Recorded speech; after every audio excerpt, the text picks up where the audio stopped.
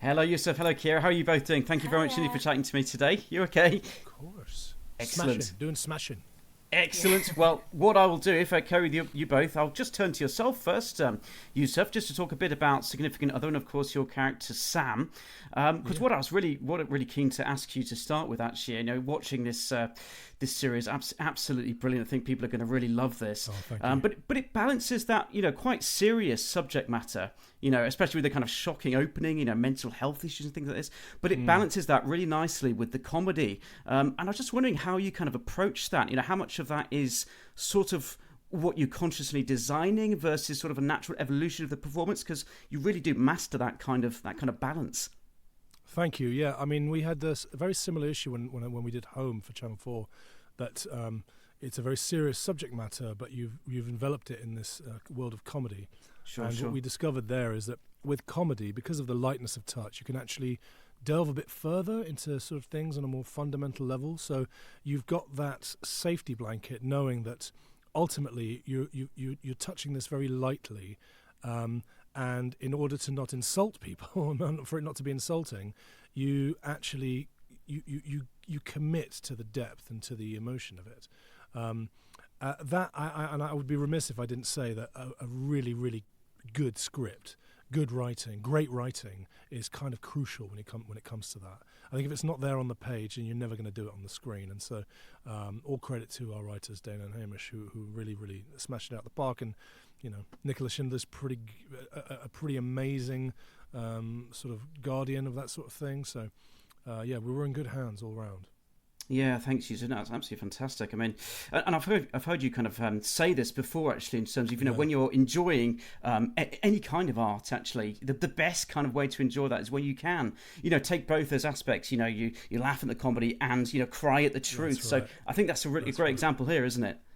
Yeah, absolutely. And I'm personally always sort of aware of that. I think I would never sort of do comedy full out and not think of the drama of it, and I also wouldn't ever do the drama without trying to pull out the comedy of it. I think as an audience we want an extremely rich viewing experience, and I sort of obsessively think about that audience member sat down at home watching this with a limited amount of time before they have to go to sleep to go to work the next day, because that was my life. So I'm really wanting to give people everything in that one bite. Do you know what I mean? Every flavour, and I think that's my focus, and I'm hoping that that's what comes across on screen.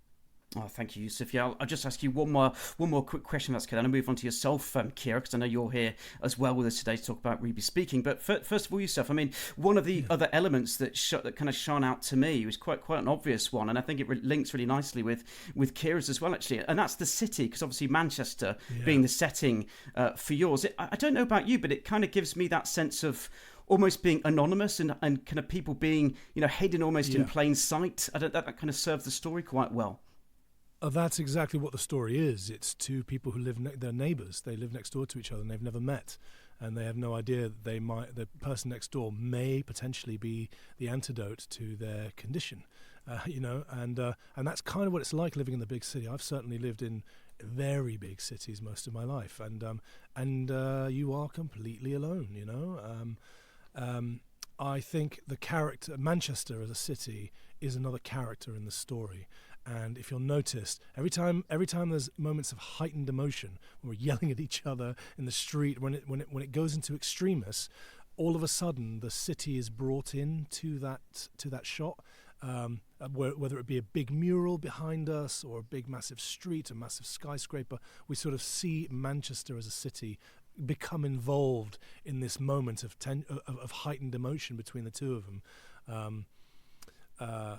In a sort of really beautiful, where its presence actually does a lot of work. You know what I mean? It can serve as a peacekeeper, as judge. It can be something that's actually fanning the flames. Really, really sort of brilliant choice by David, the director, to do that.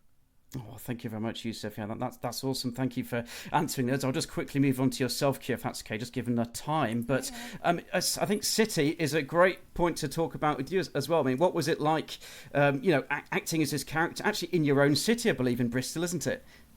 Yeah, so I am a Bristolian. It was just brilliant. It was so lush, and I think the nice thing that they've done with this show with Ruby is that we actually don't see too many of the kind of classic images of Bristol. You know, we don't have any images of Park Street, no images of the bridge. But what we do have is a lot of local butchers or greengrocers that people in Bristol know really well, and you know, parts of Bedminster, and that's kind of where I went to school. It's where I live now, so they filmed all of those scenes like 5 minutes walk from where I am now, and I think Bristolians watching it as well will really see their city truly reflected on the screen, instead of kind of what we tend to see a lot. And I hope that people will love it, and the Bristolians will kind of get all of the little in jokes that the other people might not get, and I think that's lovely. It's been really exciting for me as a Bristolian. It's kind of what you dream of, isn't it, to do something in your own city, in your own voice, and with other Bristolians. Yeah, fantastic. Very real, very down to earth. And just a last quick question for you. Has it made you feel different about calling up real call centres playing this character? I don't know. So the problem with this one was that most of us have worked in call centres anyway. So I've worked in a call centre in Bristol, and I think 4 or 5 others in the cast have done it. So when we were going through doing some wild tracks on set to kind of create some background sound, our director would say, just pretend you're on these calls to customers and just make it up.